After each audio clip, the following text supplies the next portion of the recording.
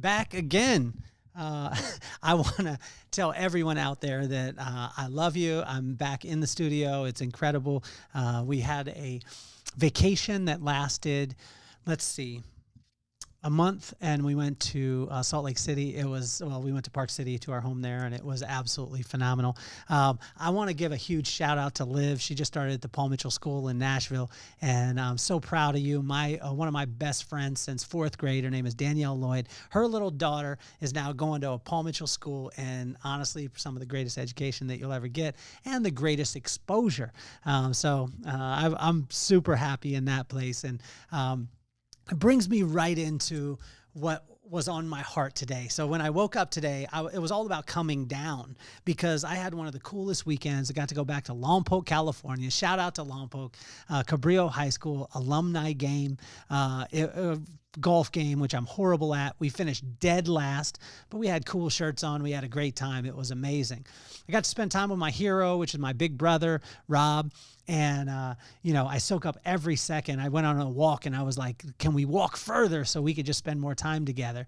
And got to spend time with my friend Dale and my friend Nate and Paula and, some friends I hadn't seen in forever.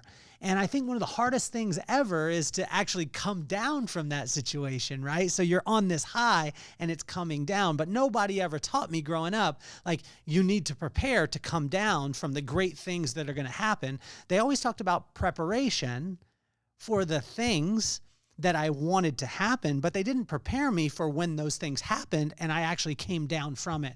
And so I jumped into Proverbs 5 today and the corresponding proverb for the corresponding day. And it did not disappoint. See, there's this little thing called Inchstones, right? So it's little tiny things that we put in play in our life, Inchstones, as opposed to the milestones, that when you pile a bunch of Inchstones on top of each other, you end up with a milestone. I used to get so overwhelmed with milestones, but when I started to look at Inchstones, little things that I could do, and in today's proverb, the Proverb 5, it was all about how to prepare to come down from the blessing that's inevitably coming. And think about that part in its entirety, right? And so if you're joining the podcast for the first time, welcome. If you've been rocking with us, I want to thank you so much. If you've been listening to us, make sure that you subscribe on Spotify, on YouTube, on Apple, leave a review. It's the greatest thing that you could ever do. People always ask me, like, what can I do for you? Well, that would be the greatest thing that you could do. So in this Proverbs 5, it's unbelievable, and it's all about preparing to come down. So let's get this party started.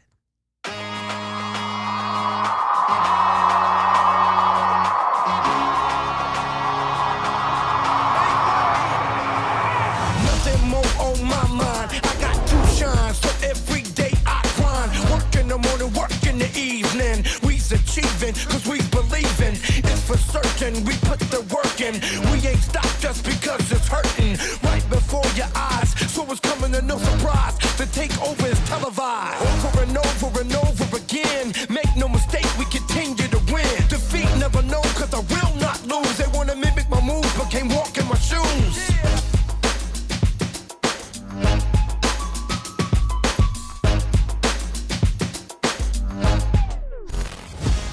Welcome back.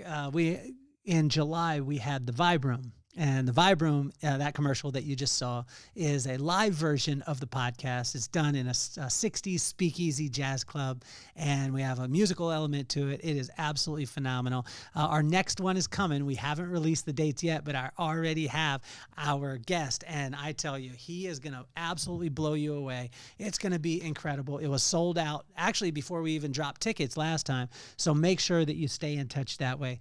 Let's jump right into Proverbs 5, and I keep thinking, like, there's going to be a day where I have a question or have something on my heart that Proverbs, the corresponding proverb for the corresponding day, which is 3,000-year-old wisdom, is not going to be able to answer. I keep testing it, and every single time it does. And it's unbelievable, because I believe that when you work towards wisdom as opposed to knowledge, wisdom is the right use of knowledge. And when we seek wisdom, it transcends circumstance. And that's the coolest thing. So, like I said, I got the chance to go to Lompoc this last weekend. And I tell you, my stomach hurts still because I was laughing so hard. My friend Dale Shell is one of the funniest people on the planet. My brother was in rare form. I guess rare form to you guys, but it's the form that I know of all the time. He's my hero, but and he is so funny. And then we had Taylor there and Hina, and I mean the whole crew. We got to golf, we got to wine taste, we got to just hang out and just talk garbage to each other. My friend Paula Hannaford, shout out to her. She got a hole in one. And it's not the first one that she had in the last couple months. This is her second hole in one on a par 3 there at in the village in Lompoc, and it was unbelievable.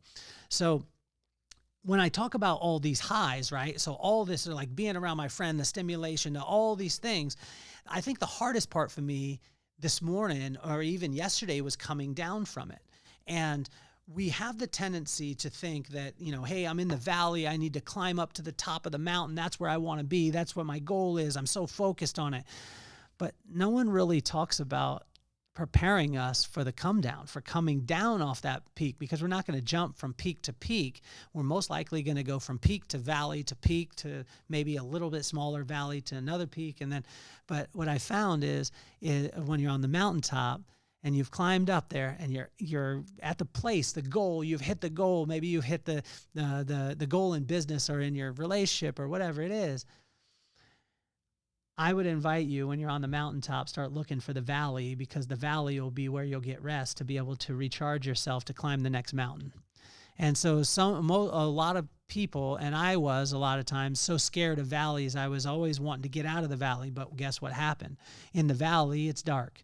And that's where we can rest, and that's where we could sleep. You won't sleep on the top of the mountain because that's where you have the tendency to enjoy and get excited and all these things.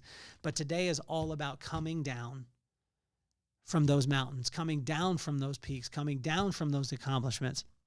And so in Proverbs 5, the first thing that it talked about in verse 1 and 2 was to pay attention, turn your ear, to maintain discretion and preserve knowledge. And think about that, maintain knowledge or maintain discretion. Because when we're coming down, when we've hit a high, we have the tendency to get a little loose. And this is what's happened to me in the past at times, where I'll have a success and then I'll think that hubris will set in and say, oh, because I've succeeded before, I could do this again and again and again and again. No challenges. I'm bulletproof. But when we're on that high, that's where we have to have the most discretion, because if you've ever been around a bunch of yes people that just tell you yes, yes, yes, and they don't give you a little bit of counsel, that's where we get ourselves into challenges, right? And so my wife said it to me this way. She said, seldom an entrepreneur will die of lack of food from die from starvation, from lack of opportunity, but a lot of them will get very, very sick from indigestion of trying to eat too much. And I have the tendency, when I'm on the top and on the peak of the mountain, I have the tendency to want to eat more and more and more. And as I'm coming down, I just think, oh man, I'm on my way down a little bit off this high. I need to add more to it. But what God is saying here is just maintain discretion, preserve knowledge, and the way that you'll do that is to pay attention and turn your ear. So pay attention, turn your ear, meaning that you're listening and watching for cues of wisdom. The second thing that he talked about was the appearance and words can knock you off track. So appearance and words, like think of the shiny things that come into play. When you're coming down off the mountain, the shiny things that you think that, wow, this can get me back to the mountaintop. When God is saying, no, I need you in the valley because I need you in the dark because I need you to rest. And when you rest, then you'll get ready to climb the next mountain. And so just be conscious of the appearance and the words, the way that people talk about things, and make sure that you scratch the surface to see if it is what they say it is. And wisdom will always give you that ability and that discernment. Wisdom will give you knowledge. Wisdom will give you discretion. Wisdom will give you, insight, and that will help to be able to protect you. And so, in point number 3, that it is just to listen to wisdom and and I was like, okay, listen to wisdom. I've heard this before in verse 7 through 10, but listen to wisdom, and then he gave the reason why. And so the reason why was when you listen to wisdom, you'll preserve your honor, your dignity, your wealth, and your work. Now imagine that.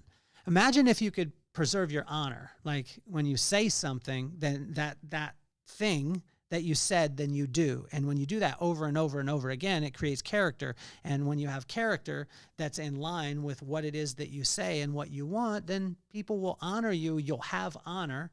And imagine your dignity. I think that I struggle with this at times because, there's times where, I didn't call my buddy back the other day. He called me and I waited 10 days to call him back. Well, it started to hit my dignity a little bit because I was saying like, oh man, I want to be this type of man. But I delayed for 10 days when I could have called. And when I called, he was very forgiving. He was amazing. It was incredible. And then let's go on to wealth. I mean, imagine if you could preserve your wealth. It's not about, my pops always taught me this from a kid. It's not the money that you make. It's the money that you keep. And imagine if you could preserve it. And not only that, but you could multiply it. And the last one is your work.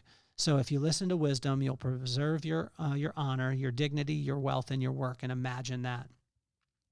So discipline, correction, and obedience to wisdom will bring protection. Sit in that for a second. And let me say it again. Discipline, correction, obedience to wisdom will bring protection. And so in verse 11 through 14 in Proverbs 5, it talks about these things, right? So discipline, and one of my friends was talking about, Barron was talking about bringing the floor to you, right? So don't hit the floor, bring the floor to you. That means that you invite discipline, that you put intentional stresses in your life to cause you to perform at a certain level without you having to hit rock bottom. He said, bring the bottom to you. Invite discipline. Imagine, ask for correction. I had the Vibe Room and it was the greatest one that we've ever had. And I sat down with my buddy Barron and I said, is there anything that you see that it could be better? And he said, yeah, when guests were sitting, if you would have turned the chairs out to the audience a little bit more, it would have been a little bit more in line. The feeling would have been a little bit better. And for lack of a better word, the vibe would have been even more elevated. And so invite correction, ask for it. And then obedience. And who should we be obedient to? Well, I would invite. I mean, I'm not telling you who you have to be obedient to, but I would say be obedient to wisdom. And what's the beginning of wisdom? And that's the fear of God. And I would be obedient to the one who created me, right? And so that's the part that we want to look at and say, like, if discipline, correction, and obedience will bring to wisdom, will bring protection. Now, discipline, correction, and obedience to wisdom. What is wisdom? It's the right use of knowledge. Where do we get it? From the fear of God. How do we fear God? By just spending time with him and respecting him. Exchange the word fear and respect. It's the same word. That's the word. That's the meaning of the word in the context of the content. So this next one I find all the time in Proverbs, which is called work your land. And I tell you, when you work your land, it will be absolutely phenomenal. I mean, I asked my pops one time, we were walking together, and I said, Pops, I feel like I should stay in my lane. And he just laughed, and he's like, what's your lane? And the cool thing is when you serve the one who built you, when you serve God, he will switch lanes for you, but he will want you to be in that lane to be able to gain what he wants you to have for that time. So it's not like you just have one lane, you have to stay in it for your whole entire life. It means that he'll take that lane, he'll have you master in that lane, which will prepare you for the next one. And get this, I never would have known Santa Maria Beauty College, cutting hair when I was a kid and becoming a hairdresser would prepare me for now my keynote speaking career and my podcast. But guess what? I was having to speak in front of people. I was having to educate people who were coming behind me. And while people were sitting in the chair while I was doing their hair, I had to ask them questions. So although I thought I was starting over a couple of years ago when we started the podcast, my pop said to me right away, he said, son, no, you ain't starting over. You're just going to use the lane you were in to amplify the lane that God has for you right now.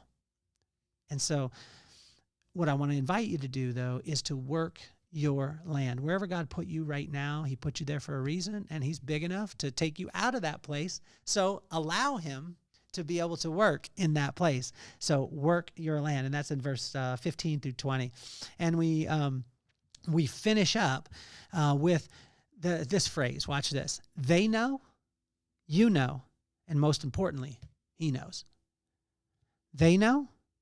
People will know. People will know your heart. Like, we just got a new puppy, which is probably not the greatest decision in the whole entire world while you're on vacation to get a puppy, because your kids will say, I'll walk the dog, I'll feed the dog, I'll do everything. And that lasts for about 3 hours. But now my wife and I have a new little puppy, which is a baby, and he is amazing. We absolutely love him. But that puppy knows when I'm mad.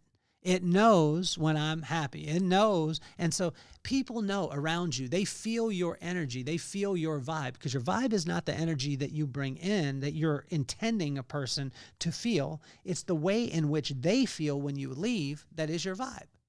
And so get this. They know. That people always know. They'll always understand. Like, you can't fake the funk. Number 2 is you know. If you really search your heart, you know what you're doing. You know why you're doing it. You could cover it up. You can excuse it away. You could do all those things, but you know. And most importantly, God has eyes on everything. He knows exactly where you're at. And if you seek wisdom, it'll protect you. If you seek wisdom, it'll give you discretion. It'll give you knowledge. It'll give you insight. And that way, when the circumstance comes, as opposed to looking at the circumstance and reacting to that, then we react based off the principle, because the circumstances can change. Right? And so when we're looking at going to a high that I did this weekend when I went to Lompoc, California, I got to spend time with all my friends, and I had friends come up to me that I had, new friends that I had never met before. And they said they listened to the podcast, and I want to thank you. Dory, I want to thank you for listening to the podcast. Melissa, we got a chance to meet, and she said that she was listening to the podcast. I want to thank you so much. Right? And so when you're coming down off of that high, what God is saying is, the people around you know, you'll know, and he knows. And when you're coming down off that high, he wants us to simply focus on wisdom, because he wants us to focus on wisdom on the way up the mountain when we get there, and on the way down. But on the way down is where we're the most susceptible. See, one of the most dangerous times in your life is will be when you are coming down from a triumph, a victory, or a good time. So before you experience it and decide in advance what you're going to do when you're coming down, right? Before you get to the top, because you're going to get to the top, you're going to get that goal, whatever goal you set, whatever target you set. I tell you, my wife told me that everything's going to be okay. And John Paul says it all the time, that, everything's going to be okay in the end. And if it's not okay, it's not the end. And so to know that everything is going to be all right, and everything is going to work out, and all those focuses that you have, they're actually going to come into fruition. And when they come into fruition, your job is not going to be to sit there and revel and jump up and down about it. It's going to be preparing for you to come down from that, because inevitably you will. But if you do that and you steep yourself in wisdom, it will be amazing what can happen. And I tell you, we'll end with this. Proverbs 5, which is the corresponding proverb, corresponding day, and it's 3,000-year-old wisdom. It's amazing how it can give you just a blueprint, a roadmap. Like when you're coming down off something, and if you're coming down today, if you find yourself in a place where you had a phenomenal weekend, or you had a triumph in business, you had a victory in your relationship, or whatever it is, realize that there's going to be a coming down process, and put yourself in that place and imagine this, and we'll just run it through. So pay attention and turn your ear. Maintain discretion and knowledge. The appearance and words can knock you off track. Listen to wisdom. It'll preserve your honor, dignity, wealth, and work. Discipline and correction and obedience to wisdom will protect you, work your land. And they know, you know, and most importantly, he knows. You see, because wars are won in peacetime preparation. It has been my honor, my pleasure. If you're subscribed already to the podcast, I want to thank you so much. Throw up a comment too. Send me a question, whatever it is. We keep running through the corresponding proverb for the corresponding day on Inchstones. But if you're new to the podcast, we've got 3 different shows right now. We're continuing to expand the shows on the podcast. So it's one podcast, but a bunch of different shows on it. We have the interview side, where I interview some of the most iconic people in the world, and they give advice to my kids by name. We've also got You Have to Meet My Friends, friends where I go live and I randomly call my friends out of my phone and they have no idea, but they end up on the podcast.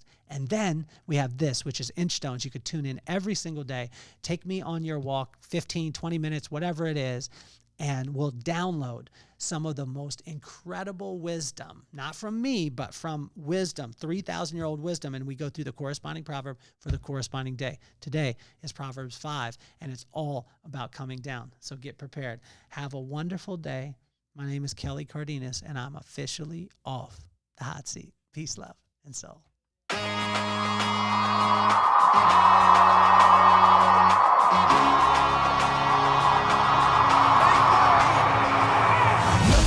On my mind, I got two shines, so every day I grind. Work in the morning, work in the evening. We's achieving, cause we believing. It's for certain, we put the work in. We ain't stopped just because it's hurting. Right before your eyes, so it's coming to no surprise. The takeover is televised.